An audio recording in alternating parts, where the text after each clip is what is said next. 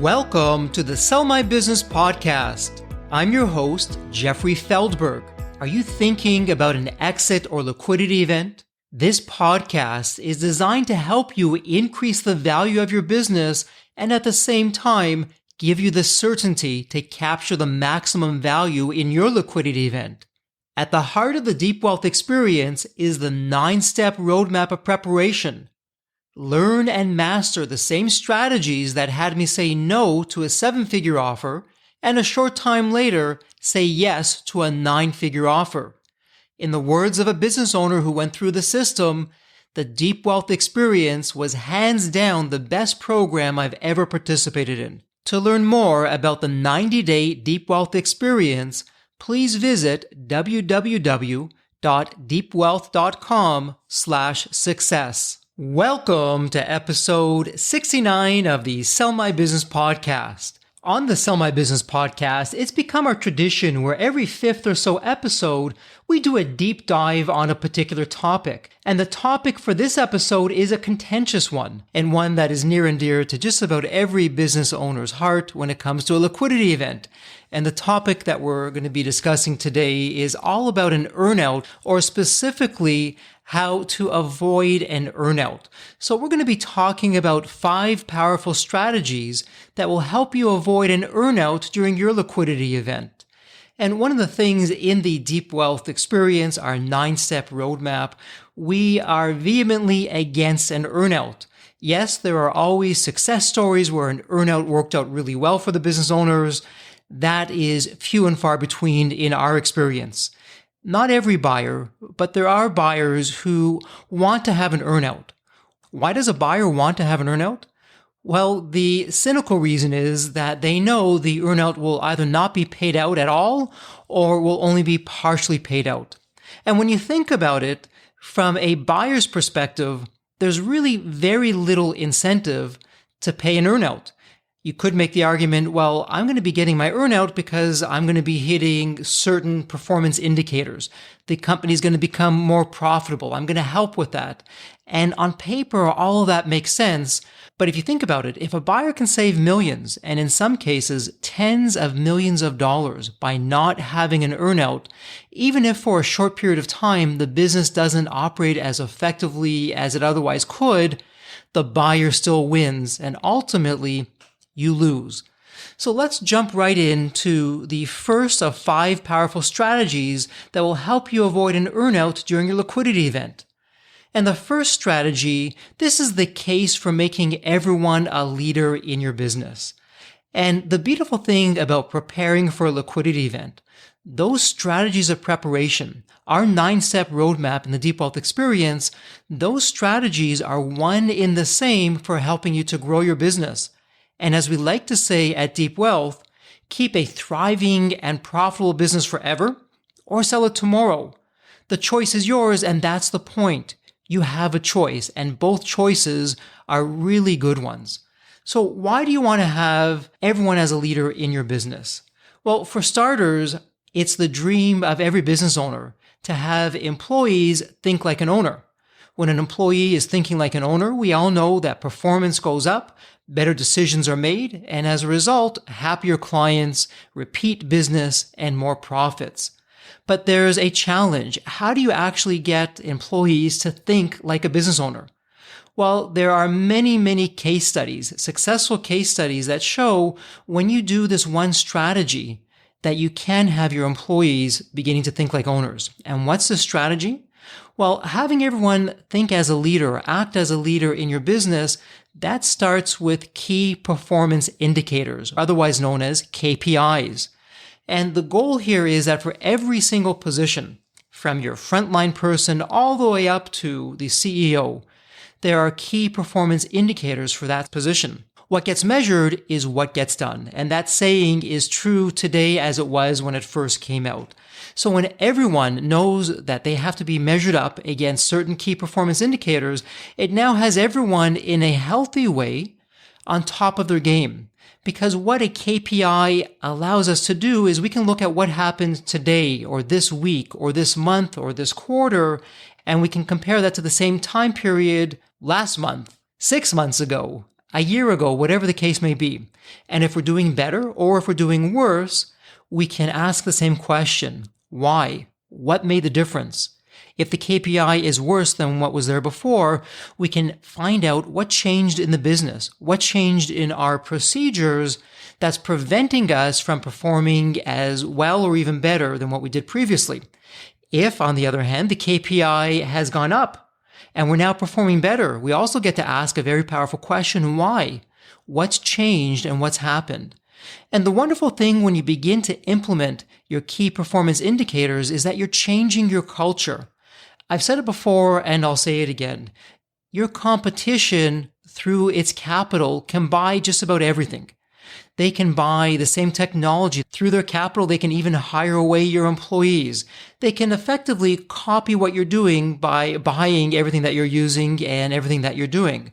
But what money does not buy, in addition to happiness, money cannot buy culture. Your culture is unique as a fingerprint. Each business has its own culture. You cannot copy or replicate a culture.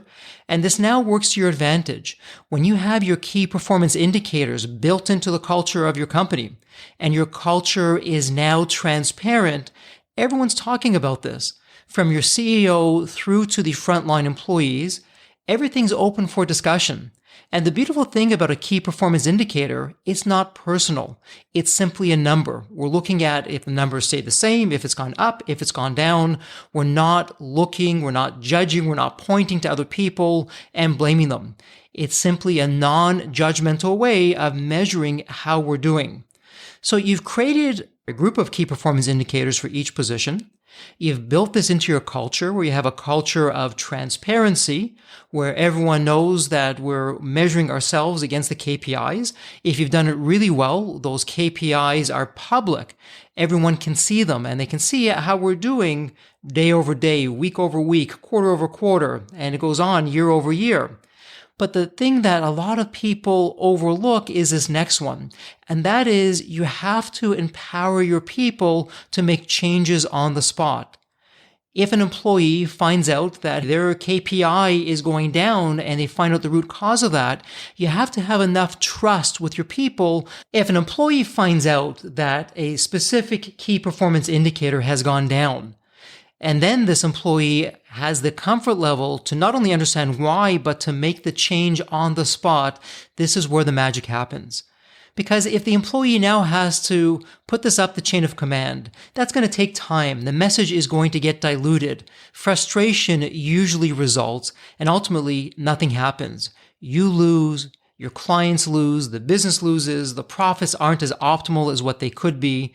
So the ability for your people to have the empowerment to make the changes on the spot and to begin enacting on those changes, this is really where you want to be. So strategy number one is making sure that everyone in your business is a leader through KPIs that are transparent, through the same KPIs that are part of your culture, and having the ability to make changes as necessary. It's clear why key performance indicators help you both as a business owner and a business, but how does this prevent you from having an earnout during your liquidity event? Your future buyer wants to ensure a few things. For starters, does the business run without you? When you have key performance indicators, you now have historical data of exactly how the business is doing. You can demonstrate that it's the team that's running the business, not you. Your future buyer also gets a deep insight into what your business is capable of. What's working? What's not working? How is this going to work on a go-forward basis? The more comfort and the more trust and confidence that your future buyer has, the less likely that your future buyer is going to ask for an earnout. So key performance indicators is one great way to give your buyer that confidence that an earnout isn't needed. The business is going to perform as expected. You can show hopefully years of statistical data with your KPIs that support what you're saying. So look to your KPIs as serving two purposes. Number one, it's helping to increase the efficiency and profitability of the business. And secondly, it's giving a buyer the comfort level that an earnout is not needed. What you see is what you get, and everything works as indicated. So let's now talk about the second strategy. And the second strategy is how you can skip an earnout when your business is all about its brand and not about you. When I speak to business owners, one of the skeletons in the closet, and it comes as no surprise to the business owner, is that the business is all about the business owner, either in name or in performance. So in other words, if the business owner were abducted by aliens today, that business would falter or fail tomorrow. And this is not a good thing. I want you to stop thinking like a business owner. And the challenge as business owners, we can become selfish. And when it comes to our liquidity event, we're only thinking about ourselves. One of the things that we teach about in the 9-step roadmap in the Deep Wealth Experience is step number 3, your future buyer. And this is where you stop thinking like a business owner and you begin thinking like a buyer. Your future buyer is going to be spending millions, maybe tens of millions, hundreds of millions of dollars to buy your business.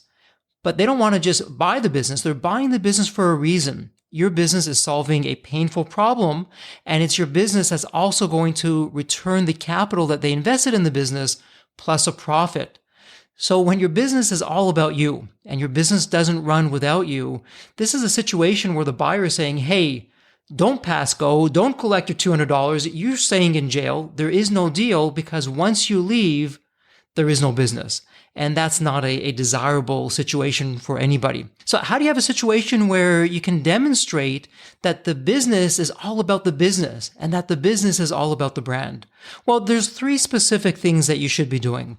The first thing is creating a compelling narrative. And yes, as you can imagine, in the Deep Wealth Experience, in our 9-step roadmap, we spend a lot of time on what is a narrative and what's a compelling narrative that's going to resonate with your buyer. And when that narrative demonstrates to your buyer that the business runs without you, you now clear a huge hurdle. You begin to build trust and excitement, deal certainty goes up, and enterprise value goes up. And it's that same narrative that also ensures that you're taking the reasons for an earnout off the table. So let's assume for a moment that you now have a compelling narrative. Well, that's not good enough. We all know of businesses where they have an incredible narrative, or maybe it's a mission statement or a vision, and it's a fancy plaque hanging up on the wall, but it's just words. The words mean nothing. If you're to speak to an employee in the business, their narrative is not the same narrative as what the vision or the mission of that business is. So it's one thing to create a narrative, but the second thing that you have to do is ensure that your narrative, that your vision, that your mission, that becomes your North Star, and that everyone follows that North Star. So whether you're speaking to the janitor all the way up through to the CEO, when you're asking them to talk about the business, to describe it to you, what's it all about, as a buyer, you're hearing the same message again and again and again. And by the way, that narrative doesn't include you. That narrative is how the business runs on its own.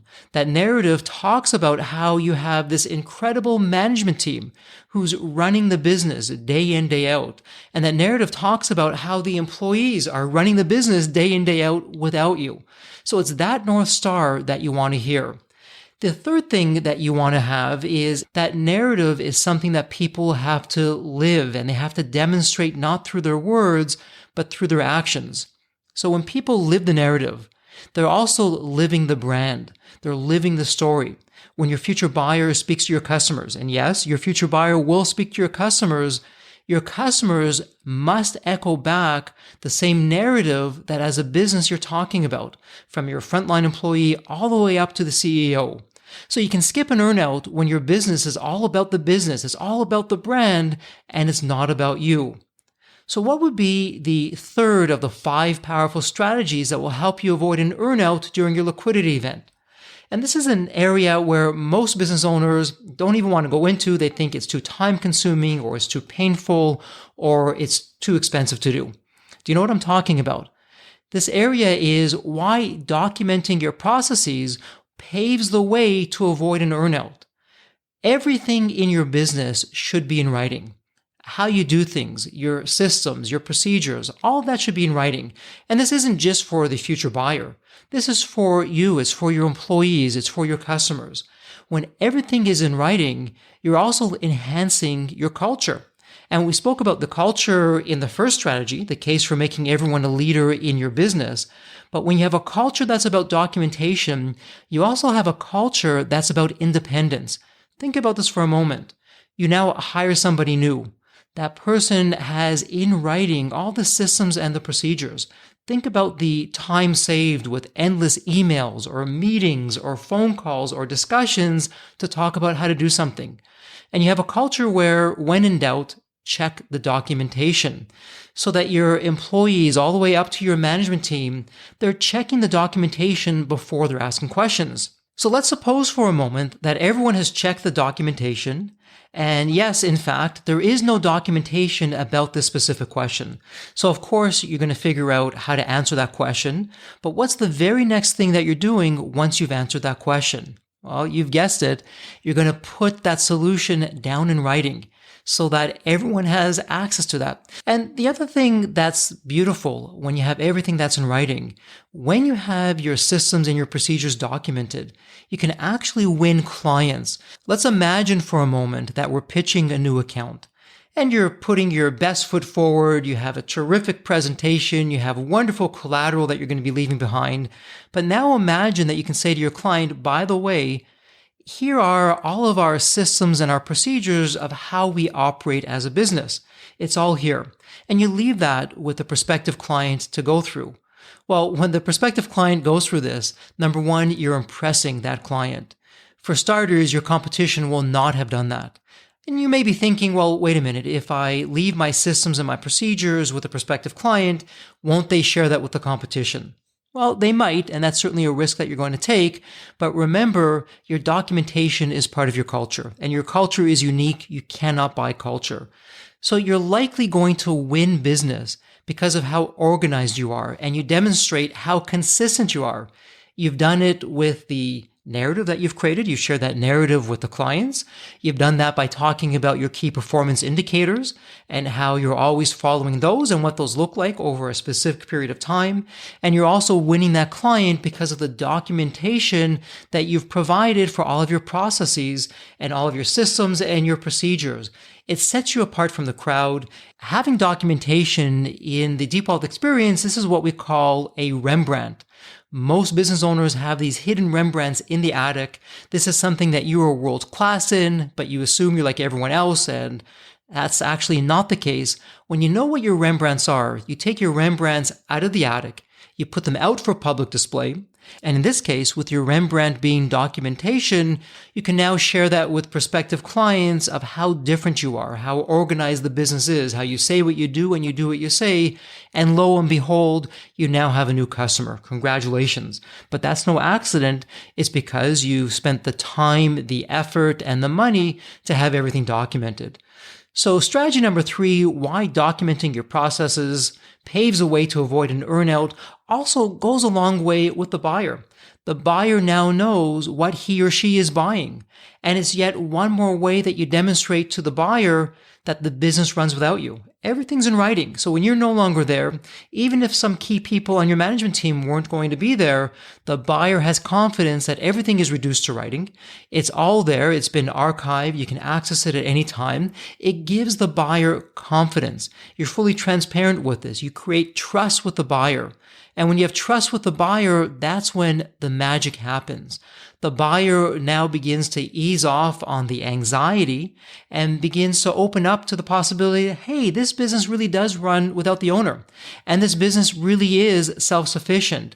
It looks like I don't need to have that kind of an earnout here because the results speak for themselves. Strategy number 4 is how creating deal points and no-fly zones help you attract the best deal and not any deal. In the Deep Wealth experience, throughout the 9-step roadmap, are these 2 things that we call deal points and no-fly zones. I'm going to talk about that momentarily, but let's talk about what do deal points and no-fly zones give you.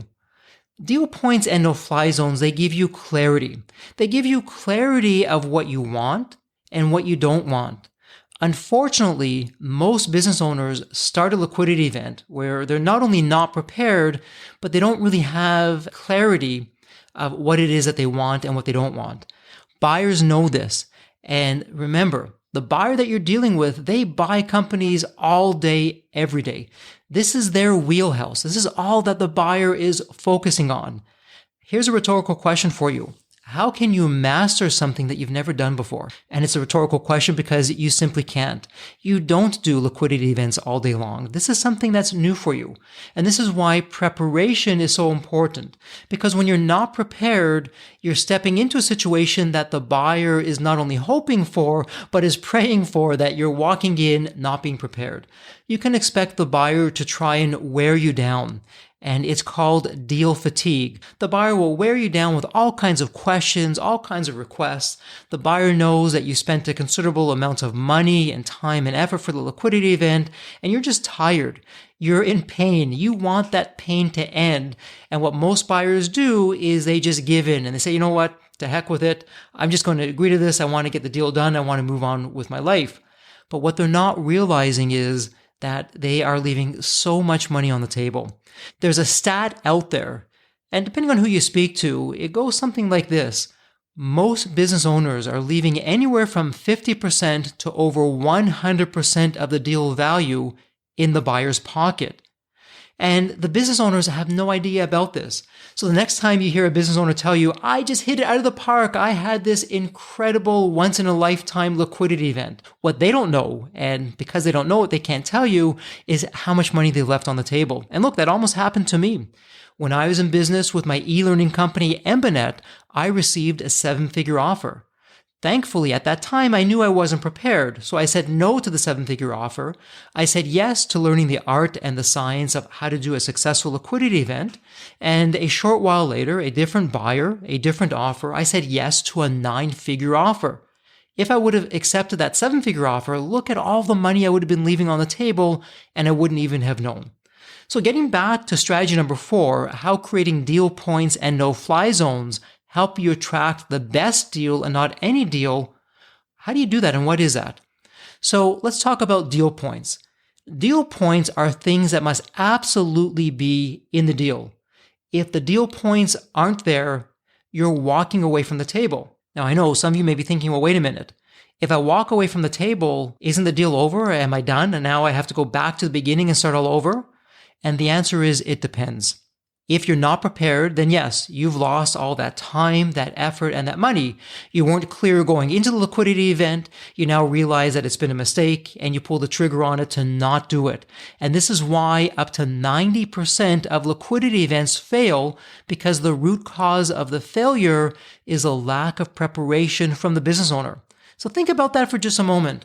All that money and that time that you've spent, you just lost it. There's nothing to speak for. You don't have anyone else at the table. Contrast that to the business owner who's prepared. And we talk all about this in the Deep Wealth Experience and our 9-step roadmap, because what we recommend and what we advocate for is setting up an auction. The 9-step roadmap walks you through how do you find the best advisors for your advisory team, one of which is your investment banker. And the right investment banker is going to help you set up an auction where you cast a very wide net, or in this case, the investment banker is casting a very wide net to attract as many possible buyers to the auction as possible. So if you're saying no to one buyer, that buyer knows that there's other buyers lined up out the door who want to speak with you. And you're coming from a position of strength, not weakness.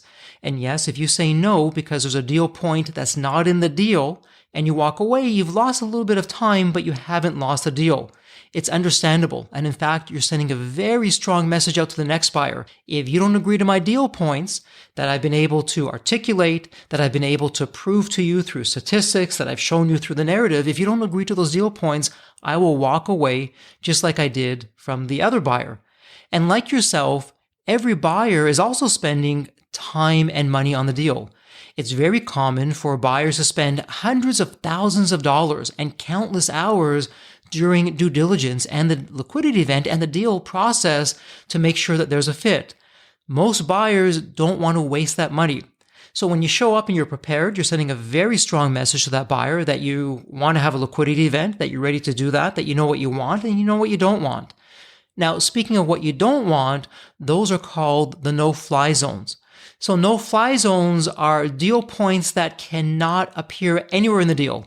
They're not showing up in the letter of intent.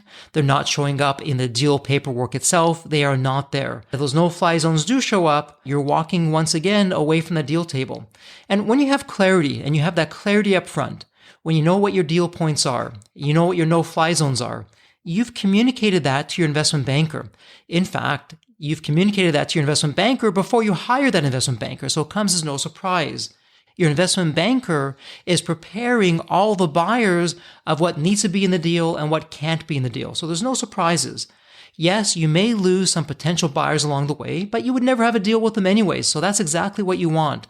You want buyers to self-select themselves either, hey, I'm interested in this business, I want to buy it, or thank you, but no thank you, I'm not going to be going through the liquidity event process. That's exactly what you want because you know whoever shows up, they're interested in buying the business.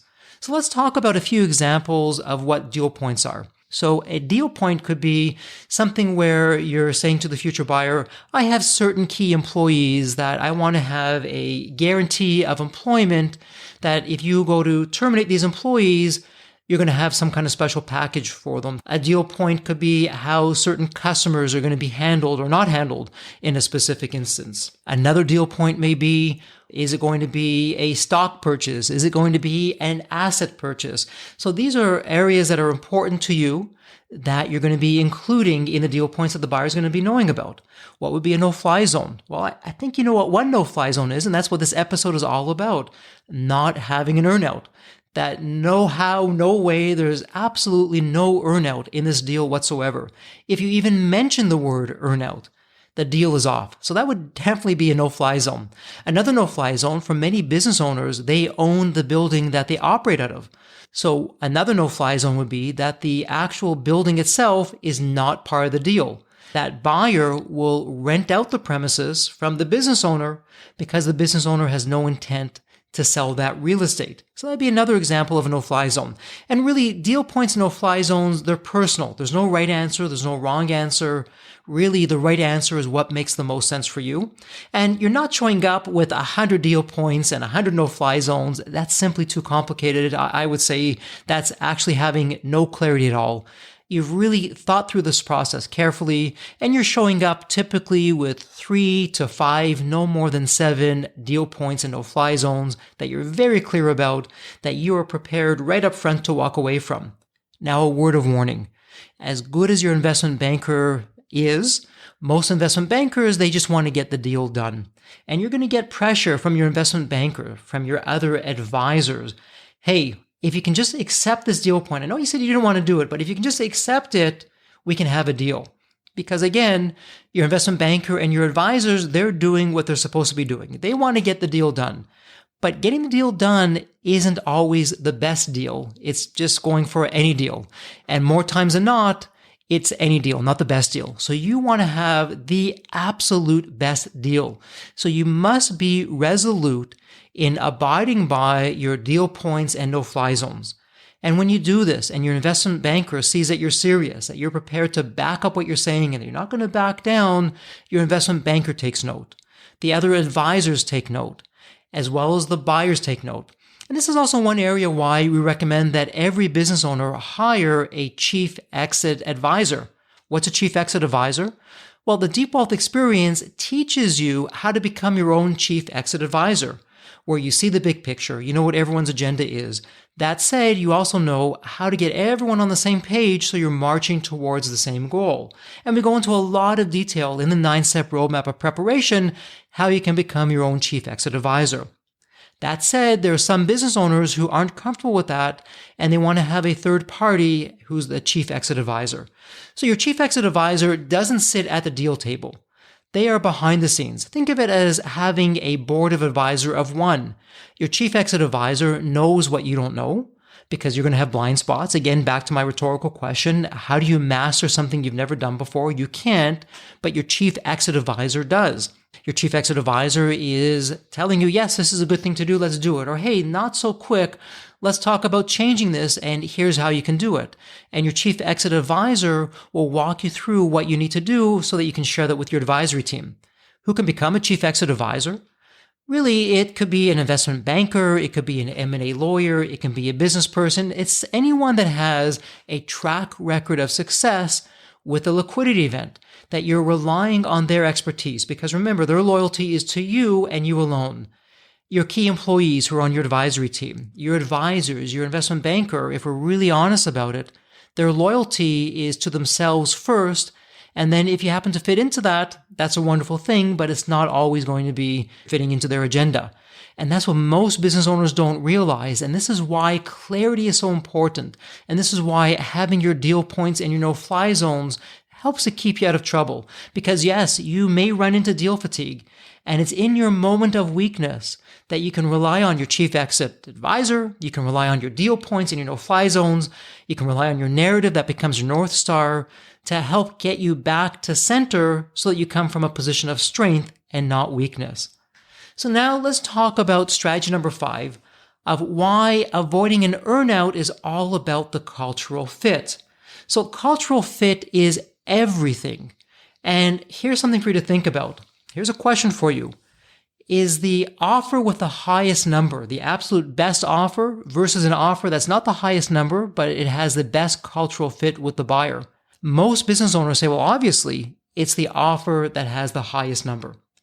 Well, if you're going to be heading off into the sunset, you're going to be gone on day one once the business is transitioned over to the new buyer, you don't care about your employees, you don't care about your clients, maybe the offer with the highest number is the best offer. Now, I'm being a little bit facetious there. Most business owners care about their employees. They care about the clients. After all, these are the people who help to get you to where you are. And so having a liquidity event where you have a buyer who's the absolute best cultural fit, that's really what you want for your employees. You want that for your legacy. You want that for your clients. It's the right thing to do for your business. But we're not going to just stop with the buyer for the cultural fit. And by the way, you may be asking, well, how do I know how to find the buyer with the best cultural fit? In the 9-step roadmap of preparation in the Deep Wealth Experience, we walk you through exactly how to do that. We call it the Richter Reverse RFP. This is a whole system that's been developed where you put your top buyers through a request for proposal. Now you may be thinking to yourself, wait a minute, as a business owner, do I have a right to ask prospective buyers questions? Because isn't it the buyers who should be asking me questions, not the other way around? An absolute yes, a resounding yes. You have every right to not only ask questions, but you should be asking more questions of the buyer than they're asking of you. And the most effective way to do this is to run this request for proposal with your top buyers, where they're going to be presenting to you and your key employees, to your team, of why they're the best buyer for you. Through that process, you're going to determine their strengths, their weaknesses, and ultimately whether they're a cultural fit for you or if there's no cultural fit at all. And you'll have a ranked order of all the buyers who has the best cultural fit all the way through to who has the lowest cultural fit. And I left this point for last because the first 4 strategies play into this reverse RFP, where you're beginning to understand what a buyer brings or doesn't bring to the deal table. But the cultural fit isn't just with the buyer, it's also with your investment banker. And you guessed it, in the 9-step roadmap of preparation, step number 5 is all about the advisory team and how you can determine of the advisors who are the ones that have the best cultural fit. So I have a saying, and let's apply this to the investment banker. When you interview one investment banker and only one investment banker, one, it's never a choice. If you interview 2 investment bankers, well, now 2 choices is a dilemma.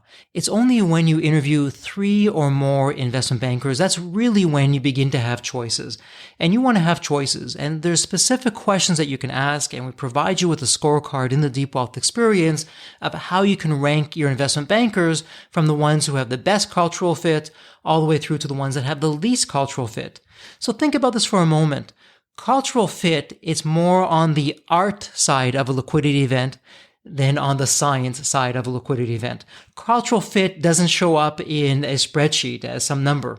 You've got to go out there and you have to determine that. And that's why it's more on the art side of things. But when you have the cultural fit, you've done it for all the buyers in the process. You've done this for the investment banker. You've done this for your M&A lawyer. You've done this for all the various advisors who are going to become a part of your advisory team. You're now aligning your interests with their interests. And when it comes to cultural fit, here's a question. Here's another thought experiment that I'd like to ask. I'd like you to imagine for a moment that, again, let's pick your investment banker. Imagine that you and your investment banker, you're going to be taking a trip. So you're both on the plane, you're getting ready for takeoff. The pilot comes on the PA system and says, "Ladies and gentlemen, I'm very sorry to announce that we have some mechanical difficulties. We're not able to go back to the gate. We're going to have to be on this tarmac for the next 9 hours. We're waiting for the part to be flown in." So you're now with your investment banker on this plane for 9 hours.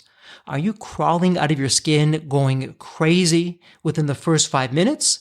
Or alternatively, do those 9 hours just pass by like it's 5 minutes only? That's cultural fit. When you have the right cultural fit with your advisors, this is when you know that you can sit on that plane for these crazy number of hours and you're actually going to enjoy the conversation. You're going to enjoy the experience, as challenging as it may be. And that's why cultural fit's important. Your liquidity event, this is the largest, most important, biggest transaction that you'll ever have in your entire life. So you really have one chance to get it right. You want to make it count.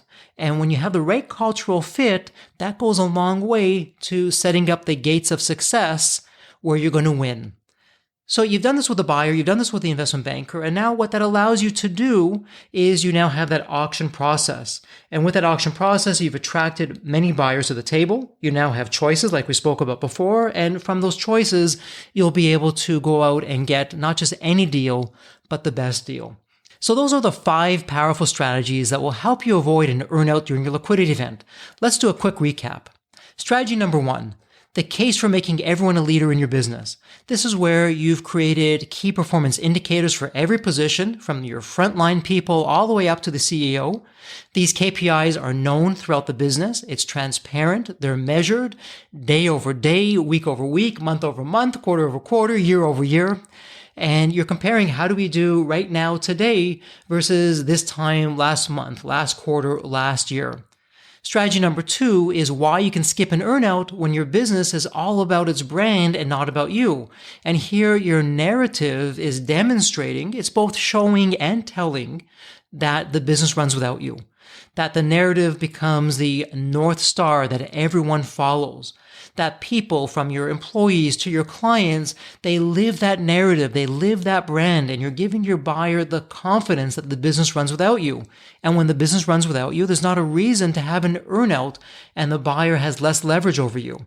Strategy number 3, why documenting your processes paves the way to avoid an earnout. And here we talked about when everything is in writing, when documentation becomes part of your culture. When people check a document before they ask questions, you have a business that accelerates. It welcomes high growth. You have a situation where people know what they should be doing. This gives your buyer confidence. This builds trust with your buyer. This creates a situation with your buyer that now knows, I have a business that's organized. My risk has gone down dramatically. There's no reason to have an earnout because everything's now in writing. Strategy number 4 is how creating deal points and no-fly zones help you attract the best deal and not any deal. And there we spoke about the importance of clarity. We spoke about why having deal points and no-fly zones gives you that clarity. And yes, in your deal points and no-fly zones is not having an earnout. If an earnout shows up, your investment banker knows and the buyer knows that you're walking away from the deal table, and you're not just saying that, you're prepared to back that up with action. And the last strategy, strategy 5, is avoiding an earnout when it's all about the cultural fit. So you can avoid an earnout when you have the right cultural fit with an investment banker who believes in what you're doing and understands why you're doing what you're doing. You avoid an earnout when you have the right cultural fit with a buyer who understands that you have a gem of a business, but an earnout is not up for a discussion. And you give that buyer some food for thought when the buyer knows that you're running an auction process where there's going to be many buyers at the table who want to buy the business. That auction keeps buyers on their best behavior and helps to ensure that you don't have an earnout. So those are the 5 powerful strategies that will help you avoid an earnout during your liquidity event. And as I shared with you, All those strategies are in the 9-step roadmap of preparation that we have in the Deep Wealth Experience. The Deep Wealth Experience, it's a 90-day system, and there's 3 components to the Deep Wealth Experience. The first component, this is where you're learning the same strategies and tactics that I leverage to say no to a 7-figure offer and yes to a 9-figure offer. And the beauty of this is that those strategies, they've been enhanced over the years. In fact, some of the things that I failed in my liquidity event, those failures have been reverse engineered so that they now work and you get the benefit of the heavy lifting that I did so that you don't have to do that heavy lifting.